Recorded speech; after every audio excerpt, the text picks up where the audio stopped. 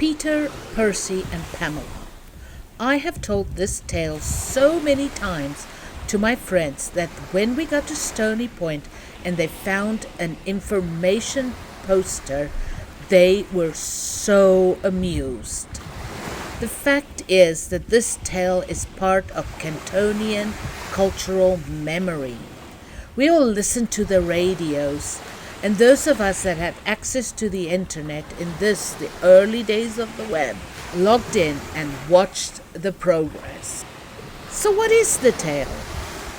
On the 23rd of June in the year 2000, the bulk carrier Treasure sunk off Cape Town. It spilled tons of fuel. The oil washed up on Robben Island and neighboring Dawson Island, home to fully 2/5 of the population of African penguins. Everyone jumped into action, and 43,000 penguins were removed from the island, the world's largest bird rescue. About 23,000 penguins had already been coated in oil, and they were cleaned and cared for in rehabilitation centers and many unusual places, like a swimming pool sales venue that suddenly found all their display pools filled with penguins. Penguins need to be looked after for at least 2 weeks after being cleaned so that their natural oils can build up again and they can be waterproof. Several thousand of chicks were also removed, and they would be hand-reared until they were old enough to be released. Another 20,000 penguins were removed before they could be coated with oils. But what do you do with all these penguins? This amazing plan was hatched. 20,000 penguins were loaded into trucks and driven up the coast all the way to Port Elizabeth, an 8-hour journey. There they would be released, and since penguins have a very strong homing instinct, the hope was that they would swim all the way back to Cape Town, and by the time they arrived back, most of the oil would have been cleared or would have broken up. It was a huge gamble. Would they come back? How many would die during the journey? 3 penguins, the famous Peter, Percy, and Pamela, were tagged by the University of Cape Town, and on June 30th, the first of them, Peter, were released. Pamela was released on July 3rd and Percy on July 5th, therefore spreading out the release.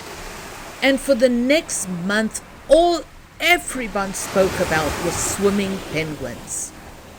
Would Peter, with his head start but leisurely pace, beat Percy blasting home at a crazy pace? Would Pamela even make it home, as she seemed to be taking the scenic route and swimming at a very leisurely 25 miles a day? And then there was utter drama. Not one of the trackers responded. Did they get eaten by sharks? Luckily, a few days later, the trackers were back online. It should be remembered that this was the very early days of satellite tracking. None of these modern 24-hour updates. On July 18, Peter was home. He had swum 470 miles. It took him 18 days to wake his way back home. He just beat Percy home, who made it home only a few days later after only 15 days of swimming. Pamela eventually made it home after a very leisurely 21 days, but it should be remembered that female penguins are often much smaller than the males, and thus these names were written into the collective Cape Townian consciousness. And if you're a Gen X that grew up in Cape Town, you will still strangely remember these names. Personally, I volunteered to help wash and feed penguins. And I received a t-shirt that I wore for years. On the front, I remember it said, not a treasure, with a broken ship. And then I helped wash the oiled penguins. And on the back it said, "And the fuckers bite." Do you remember Peter, Percy, and Pamela? Share your memories of this time in South Africa's history.